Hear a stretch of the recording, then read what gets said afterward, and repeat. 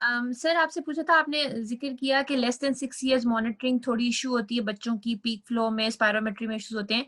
तो lung clearance index एक indicator है जिसके थ्रू हमें किया जा सकता है।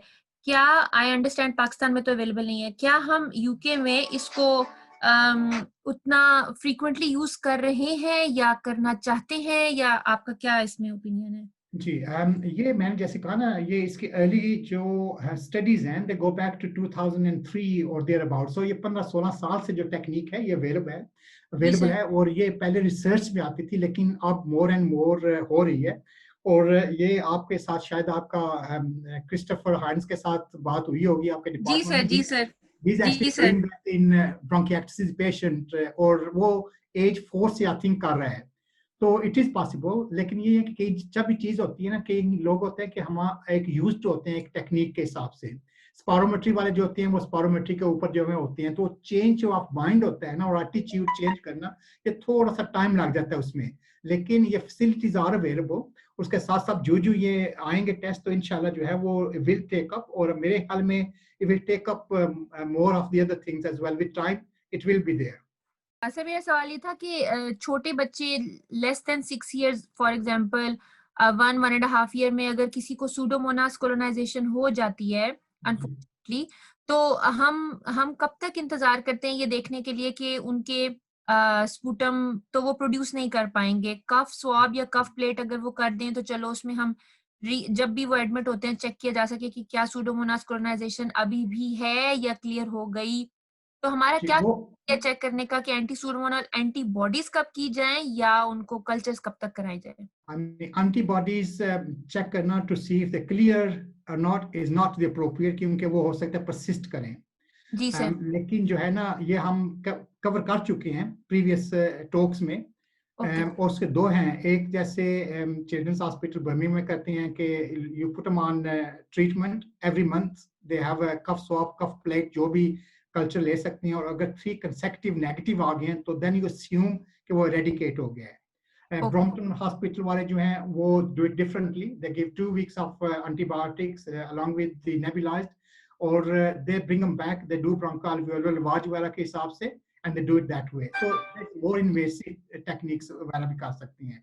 So there's a different ways of doing it, लेकिन we actually have covered it in our previous talks as well. Right sir.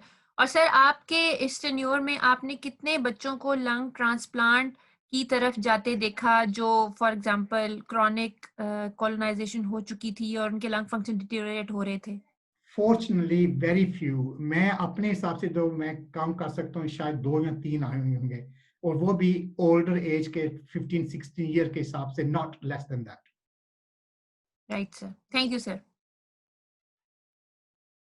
और कोई सवाल?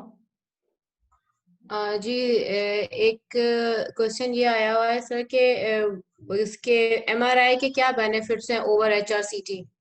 सीटी स्कैन जो है वो रेडिएशन है, जो कि बच्चों के रेडिएशन के हिसाब से obviously it's not the desired thing. MRI जो है वो रेडिएशन फ्री है, लेकिन they tell us different stories, they tell us, give us different information. तो ये मुनसब है कि आप इंफॉर्मेशन क्या लेना चाहते हैं और कौन सा प्रेफर्ड होगा। सीटी स्कैन इस वक्त जो है वो गोल्ड स्टैंडर्ड फॉर डायग्नोसिंग ब्रोंकिएक्टिस है, जो कि आप एमआरआई नहीं कर सकते हैं, लेकिन MRI gives you different information. तो वही है कि आप इंफॉर्मेशन क्या चाहते हैं, जो कि क्लिनिकल डिपेंडेंट होगा बच्चों के हिसाब से या क्या कुछ है। लेकिन फायदा ये है एमआरआई का कि उसकी रेडिएशन नहीं है। ठीक है। अच्छा सर, एक सवाल ये है कि अगर पेशेंट स्टेबल है और उसके कोई फाइनेंशियल इश्यूज हैं कि इतना इजी नहीं है रिपीट करवाना कोई भी इन्वेस्टिगेशन, तो स्पूटम कल्चर के फ्रीक्वेंसी की क्या डेफिनेटिव इंडिकेशन है कि कितने टाइम बाद रिपीट कराना चाहिए? तो अगर बच्चा स्टेबल है ना, तो ऑब्वियसली क्लिनिकली हमें पता है कि बच्चे की तबीयत ठीक है, तो वो फिर उसमें इतनी पुश नहीं है। ठीक है। और इसीलिए हम तो यहाँ यूके में यूज टू है कि एवरी 2 मंथ्स में हम करते हैं।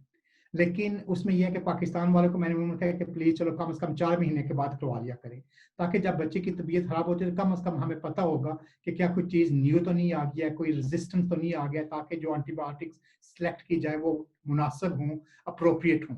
तो इस लिहाज से जो है ना, शायद हर 4 महीने के बाद करवा लेना ही बेहतर है। लेकिन अगर आप कहते हैं कि बच्चे की तबीयत बिल्कुल ही ठीक है, ना खांसी है ना कुछ है, तो उसमें फिर वो अलाउंस हो सकता है कि बजाय इसके कि फाइनेंशियल बर्डन बने तो हम कह सकते हैं, लेकिन उसमें कंप्रोमाइज नहीं फिर करना चाहिए कि हम समझे कि नहीं ठीक है, वो वाली बात नहीं होना चाहिए। अगर तबीयत खराब है तो फिर जरूर करवा ही लेना चाहिए, लेकिन अगर वैसे बिल्कुल तबीयत ठीक है तो उसमें यह है कि क्योंकि हमने फिर उस इंफॉर्मेशन के ऊपर एक्ट नहीं करना है। जैसे मैं कह रहा हूँ कि अगर बच्चे की तबीयत ठीक है तो फिर जरूरत ही नहीं है, और जब भी न्यू कोई बग आएगी जिससे बच्चे की तबीयत होगी तो उससे सिम्टम्स होंगे, और जब सिम्टम्स होंगे तो फिर जो है वो बेहतर होगा कि वो टेस्ट करवा लिया जाए।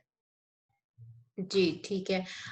एक क्वेश्चन और ये है कि अगर बच्चे की कंडीशन ठीक है, जस्ट टू चेक के उसके अंदर के हालात क्या हैं, उसके लिए क्या सीटी स्कैन या एमआरआई करवाना चाहिए?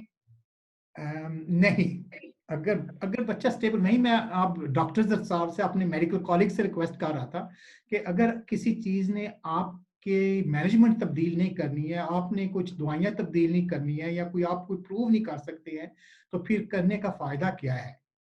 तो अगर आपने करवाना है, जैसे सीटी स्कैन का मैं कह रहा हूँ, वो रेडिएशन है, so why expose to radiation unnecessarily. हाँ, कहीं है रिक्वायरमेंट्स हैं कि सर्टेन कंट्रीज के you must do a CT scan after 3 years या 4 years, वो जो है वो हमारे एक स्टैंडर्ड्स हैं जिसमें है, और उसमें ये है कि वो हर किस्म की रेडिएशन वगैरह का भी ख्याल रखा जाता है।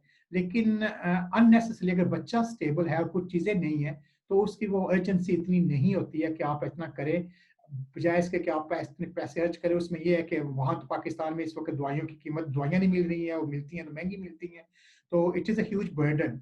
तो अननेसेसरी जो है ना वो चीजें ना करें, और इसीलिए वो मैं हेल्थ वार्निंग जो थी ना, जरूरी नहीं है कि जो चीजें मैंने मेंशन की हैं सभी ने आप भागना है कि ये भी करें वो भी करें, वो मैं इसीलिए कहा कि please don't do those, only जो कि चीजें नेसेसरी हैं उस हिसाब से करें, लेकिन आपकी इंफॉर्मेशन के लिए ये चीजें बतानी है। जी, ठीक है, जज़ाकल्लाह खैर कसीरा। अभी मज़ीद तो और कोई क्वेश्चन नहीं है। तो आई थिंक इसको वाइंड अप करते हैं इंशाल्लाह टॉक को। ठीक है, thank you very much indeed for everybody to participate and listen to me. अल्लाह ताला सबको सेहत और तंदुरुस्ती अता फरमाए, और सभी एक दूसरे को प्लीज अपनी दुआ में याद रखें। जज़ाकुमुल्लाह खैर।